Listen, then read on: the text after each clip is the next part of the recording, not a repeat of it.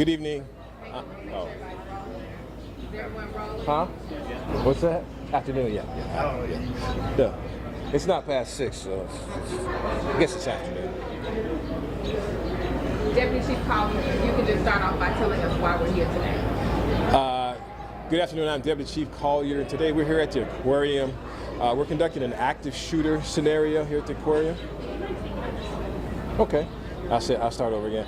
Good afternoon, I'm Deputy Chief Kelly Collier, and today we're here at the aquarium. We're conducting an active shooter scenario here at the aquarium. What's it going to be like? I mean, inside, and why do we need to do this? And so we're here with all of our partners, our Atlanta Proactive Enforcement Unit, which is APEX, and our tactical patrol operators are here, TFOs. We also have the fire department, and also Grady EMS is here, and some volunteers that are here with us.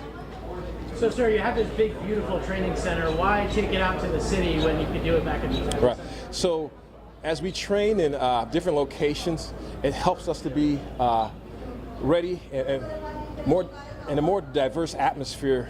We are ready for anything that we come across. And I guess more finally, what is the advantage of doing it in the real world versus in a controlled environment? In the real world, it's actually. So what was your question? In the real world versus a diverse? The benefit of doing it in a real place like this is back at the training center. Oh, so actually there's no difference actually with the new training academy because we can mimic the real world at our training academy. But a location like this is very sensitive. As you can imagine, if a round were to strike one of the tanks, it could be devastating to the aquatic life here at the aquarium. And so we want to ensure that we're doing everything possible to save lives and property. I know that you guys have done this at the airport, Lennox, and other churches recently. Are you guys coming back here? Is it maybe World Cup related, or is it just to have a big tournament? And are you guys doing this types of training in other places in Atlanta? Yes, we're doing this training all over Atlanta. Like I stated, it helps us to be ready for anything we may face.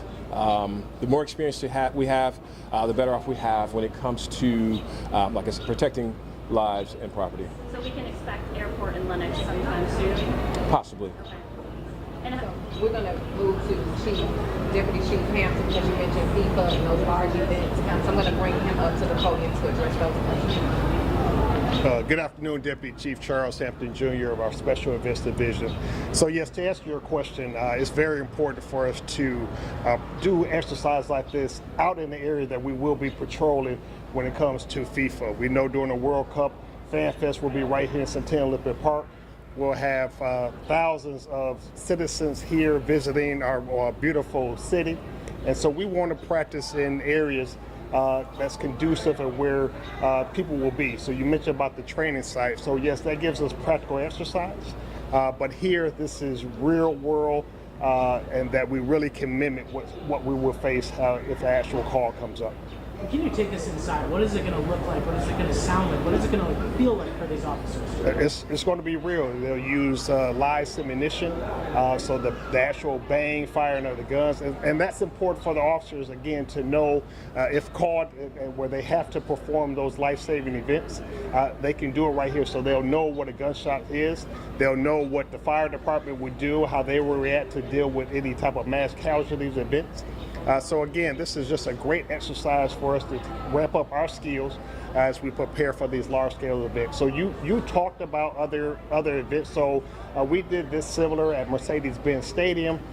We know that MARTA did one at one of their rail station. So this is just something that all of the public safety individuals that we continue to do, work with our medical professions, work alongside. So again, we can provide the best possible service in the event that something happens. But again, that's part of my division, is to make sure that we're taking all the necessary steps so we do not have to have situations like this. But in the event that it happens, we will be prepared to deal with it. Inside, is there civilian? Is it, I know it's going to be people got hurt or something, but how many people are involved in it?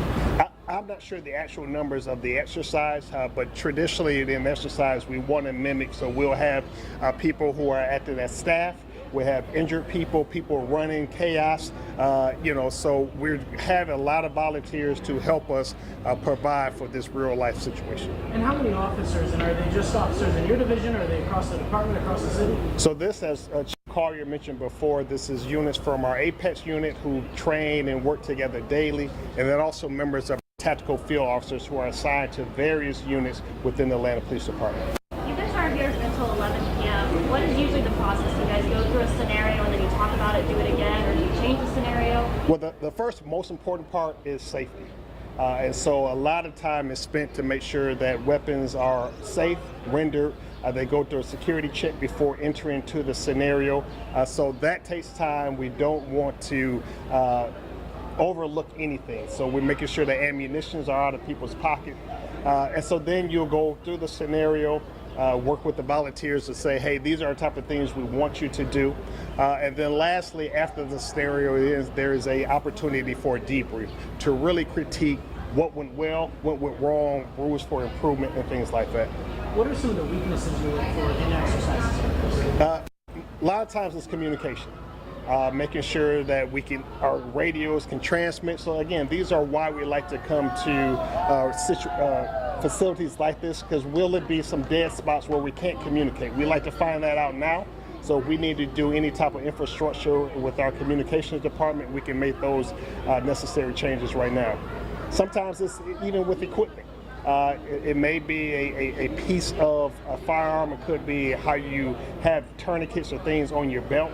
If you can't access it immediately in a life-saving situation, then officers need to make adjustments so when they are faced with it, they can perform effectively. You mentioned the World Cup and how you're training because of that as well. Are there any safety things that you're trying to implement into the aquarium that wasn't there before? I know they have metal detectors, but anything else like officers in there at all hours of the day or something like that? Yeah, again, we can't tell a private entity what to do, and like I said, so we allow them to work alongside of us so they can see some of the things that we would encourage, but I'm not sure some of the advancement that the aquarium has implemented, that'll be something for them to answer.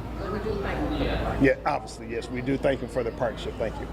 All right, thank you, everybody. Thank you guys, appreciate it. So,